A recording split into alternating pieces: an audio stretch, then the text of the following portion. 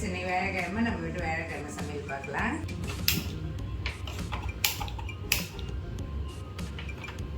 நான் வந்து சாதம் வச்சுட்டேங்க. சாதம் வச்சுட்டு குழம்புக்கு வந்து மாங்காய் அரிஞ்சு வச்சுட்டு தக்காளி எடுத்து வச்சுருக்கேன்.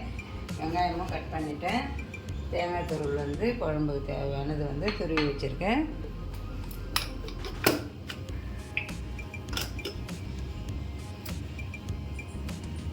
இது வந்து இட்லி தொட்டுக்கிறது தக்காளி குருமா. இன்றைக்கி வந்து மாங்காய் போட்டு தான் கார குழம்பு வைக்க போகிறேங்க. சூப்பராக வந்து ஒரு மாங்காய் போட்டு கார குழம்பு. இப்போ நம்ம வந்து இது வந்து தேங்காய் பேஸ்ட் அரைச்சிக்கிறேன். தக்காளி குருமாவுக்கு தேங்காய் பேஸ்ட் அரைச்சிக்கலாம். தேங்காய் வந்து ஒரு 1/4 மூடி போட்டுக்கிறேன். 1/2 ஸ்பூன் பெருஞ்சீரகம், ஒரு 1 ஸ்பூன் அளவுக்கு பொட்டுக்கடலை சேர்த்துக்கிறேன். டேஸ்ட்டுக்கு ஒரு 3 முந்திரி பருப்பு சேர்த்துக்கிறேன், முழு முந்திரி பருப்பு.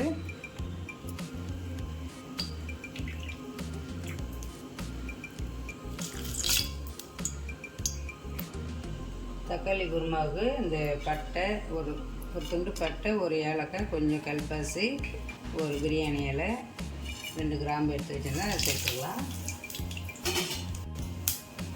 அது நல்லா பொரிஞ்சதும் நல்லா பெரிய சைஸ் வெங்காயம் கட் பண்ணி வச்சுக்கலாம், அதை சேர்த்துக்கலாம்.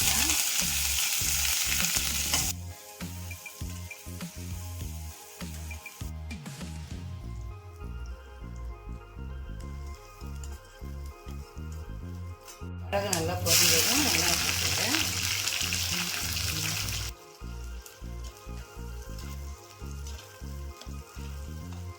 வந்து ஒரு 1/4 ஸ்பூன் கசகசா சேர்த்துக்கிறேன். இதை நல்லா பேஸ்ட்டாக அரைச்சி எடுத்துக்கலாம்.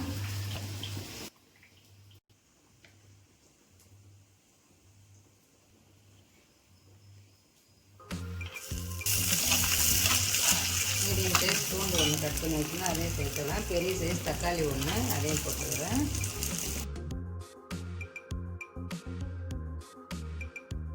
வெங்காயம் நல்லா வதங்கணும்னா தக்காளி ஒரு 3 தக்காளி, மீடியம் சைஸ் தக்காளி கட் பண்ணி வச்சுக்கலாம், அதை சேர்த்துக்கலாம்.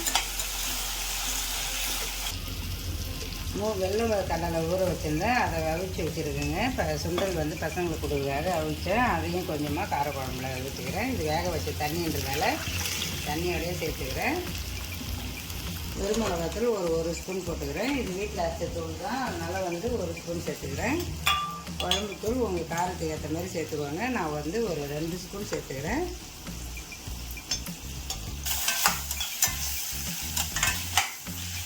குழம்புக்கு தேவையான உப்பு.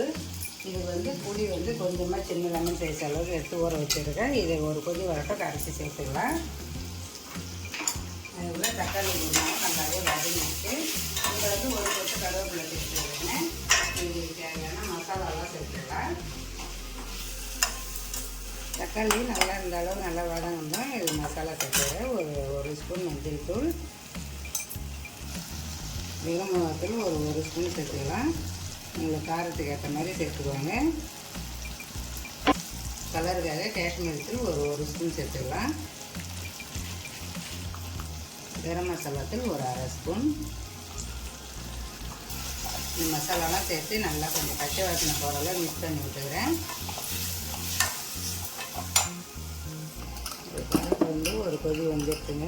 சுண்டலும் நல்லா அவிச்ச சுண்டல் தான், அதனால் இப்போ வந்து மாங்காய் சேர்த்துக்கிறேன்.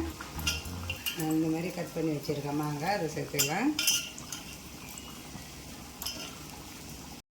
இது மசாலாலாம் சேர்த்து நல்லாவே வதங்கிடுது. இப்போ தேவையான அளவு தண்ணி சேர்த்துக்கலாம். ஃப்ளேவருக்காக 2 பச்சை மிளகாய் கட் பண்ணி சேர்த்துக்கிறேன். நம்ம வதக்குள்ளே போட்டுருக்கலாம், நான் போட மறந்துட்டேன், அதனால் இப்போ சேர்த்துக்கிறேன். மாங்காய் போட்டு குழம்பு நல்லா கொதிச்சிடுது. இப்போ ஊற வச்ச புளியை கரைச்சி சேர்த்துக்கிறேன்.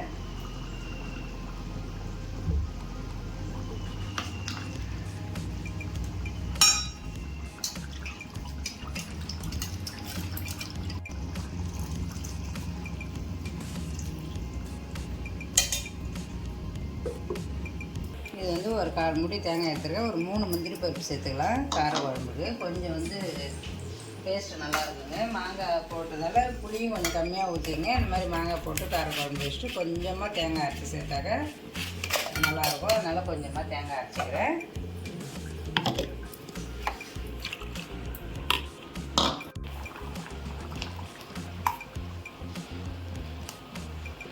இது வந்து தேங்காய் ஊற்றிட்டேங்க. இப்படியே ஒரு கொதி வரட்டும். தக்காளி குருமாவுமே நல்லாவே கொதிச்சிடுது. இப்போ வந்து அதிகமாக தேங்காய் பேஸ்ட்டு வந்து அரைச்சி எடுத்து வச்சுட்டேன். அது ஜார் வேணுன்றதுக்காக இதில் மாற்றிக்கினேன். இப்போ அந்த தேங்காய் பேஸ்ட்டும் சேர்த்துக்கலாம்.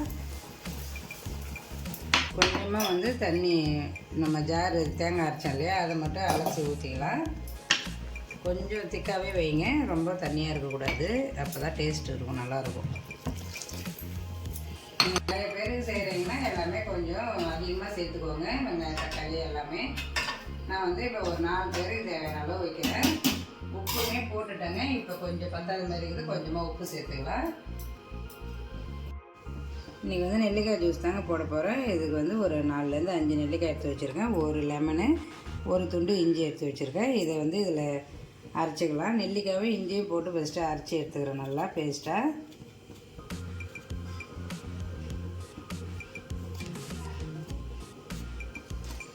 நிறைய வந்து முடி கொட்டுதுங்க எனக்கு, அதனால் சரி இந்த மாதிரி எப்போயாவது நம்ம வந்து நெல்லிக்காய் ஜூஸ் எடுத்துக்கலாம் அப்படின்னு தான் வாங்கிட்டு வந்தேன்.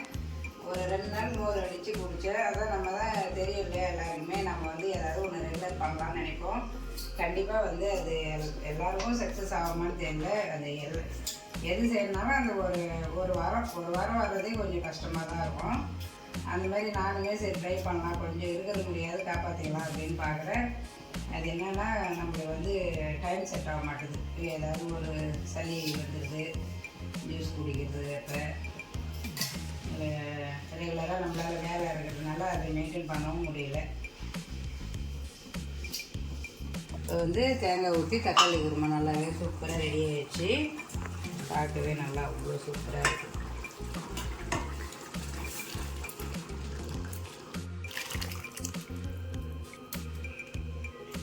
நல்லா பொடியை கட் பண்ண கொத்தமல்லி எல்லாம் சேர்த்துக்கலாம். கொஞ்சம் நிறையாவே சேர்த்துக்கோங்க, டேஸ்ட்டு நல்லாயிருக்கும்.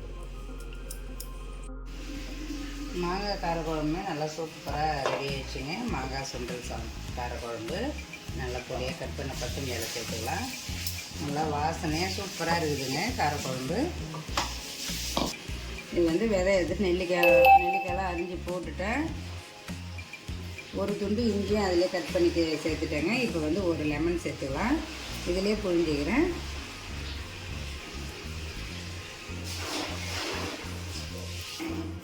இந்த ஜூஸுக்கு தேவையான அளவு சர்க்கரை சேர்த்துக்கலாம். நான் 4லேருந்து ஒரு 5 ஸ்பூன் சர்க்கரை சேர்த்துக்கிறேன்.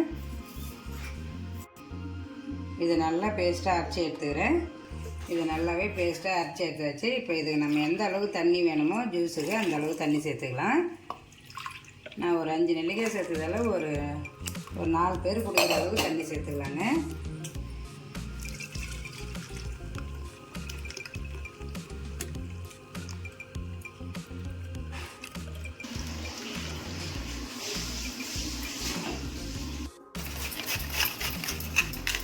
இது வந்து கோஸ் பொரியலுக்கு கோஸ் வந்து சீவி எடுத்துக்கிறேன். இந்த மாதிரி அரியுது டைம் எல்லாம் அந்த மாதிரி நல்லா நம்ம அந்த சீவலில் வந்து சிப்ஸ்லாம் போடுவோம் இல்லையா, அந்த சீவலில் வந்து நல்லா சீவி எடுத்துக்கலாங்க. நல்லா நைஸாக வரும்.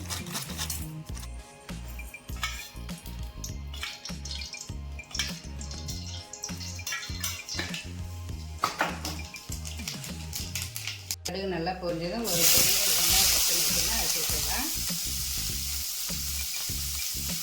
நல்லா வதங்கணும். கட் பண்ணி இந்த கோஸ் சேர்த்துக்கலாம்.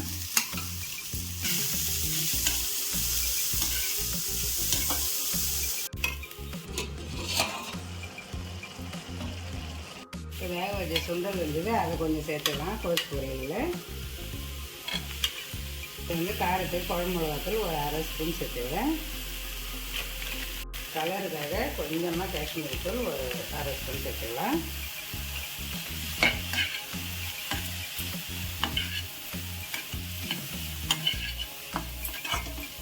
இந்த கோஸ் பொரியலுக்கு தேவையான அளவு உப்பு. நான் வந்து சுண்டலில் உப்பு போட்டு தான் வேக வச்சேன், அதனால் கோஸுக்கு மட்டும் கொஞ்சமாகவே சேர்த்துக்கலாம். தக்காளியில் கூட அப்புறமா சேர்த்துக்கலாம்.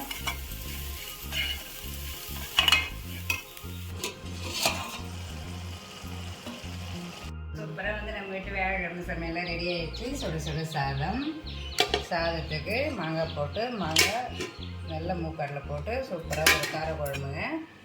டேஸ்ட்டு நல்லா சூப்பராக இருக்குது. ஏதோ ஒன்று செய்ய போய் ஏதோ ஒன்று வந்ததுன்ற மாதிரி நான் வந்து சுண்டல் வேக வச்சதே வந்து சுண்டல் பிரியாணி செய்கிறது தான். சரி, நேற்றே மீல் மேக்கர் பிரியாணி செஞ்சிட்டோமா, சரி, அதனால் இன்றைக்கி அதேமாதிரியே வேணாம் அப்படின்றதுனால தான் அதை அப்படியே குழம்பாக மாற்றியாச்சு. அதுக்கப்புறம் இது வந்து இட்லிக்கு வந்து தக்காளி குருமா, நெல்லிக்காய் ஜூஸுங்க, லெமனு, நெல்லிக்காய், இஞ்சி போட்டு ஜூஸு. காலைல பிரேக்ஃபாஸ்ட்டுக்கு இட்லி ஊற்றியாச்சு. 2 நாளாக மாவு இல்லை, இட்லி பார்க்காத கண்ணில் ஒன்றும் சரி வரல.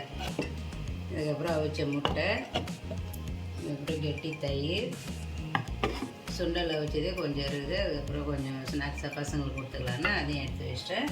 அதுக்கப்புறம் கோஸ் பொரியல் வந்து இந்த வெந்துட்டு இருக்குதுங்க, வெந்துச்சு. அதுலேயுமே வெள்ளை சுண்டல் தான் போட்டு கோஸ் பொரியல் பண்ணுறேன். இந்த மாதிரி இந்த வெள்ளை சுண்டல் போட்டு கோஸ் பொரியல் பண்ண உள்ள டேஸ்ட்டு நல்லா இருக்குங்க. நான் வந்து மிளகாத்தூள் போட்டிருக்கேன். நீங்கள் வேணால் பச்சை மிளகா கூட போட்டு அப்படியே வெள்ளையாகவே கூட வச்சு தேங்காய் பூ போட்டு செய்யலாம். அந்த பொரியல் சூப்பராக இருக்கும். இந்த மாதிரி சுண்டல் போட்டு செய்யக்கூட சூப்பராக. இந்த லஞ்ச் வீடியோ உங்களுக்கு பிடிச்சிருந்தால் லைக் பண்ணுங்கள், ஷேர் பண்ணுங்கள், கமெண்ட் பண்ணுங்கள், மறக்காமல் சப்ஸ்கிரைப் பண்ணுங்கள். பாய்.